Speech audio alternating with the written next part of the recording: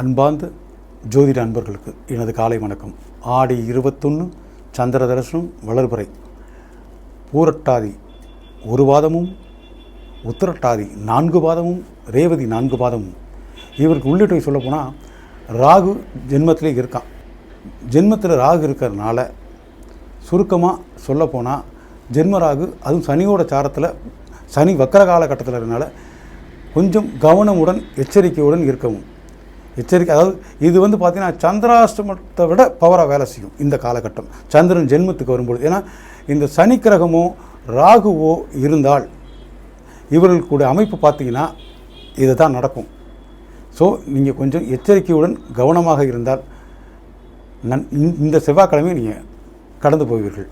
நன்றி, வணக்கம். நாட்டில் நடக்கும் உண்மை செய்திகளை உடனுக்குடன் தெரிந்து கொள்ள இந்தியன் நியூஸ் தமிழ் சேனலை லைக் பண்ணுங்க, ஷேர் பண்ணுங்க, சப்ஸ்கிரைப் பண்ணுங்க, கமெண்ட் பண்ணுங்க. அப்படியே பக்கத்துல இருக்கிற பெல் பட்டனையும் கிளிக் பண்ணுங்க.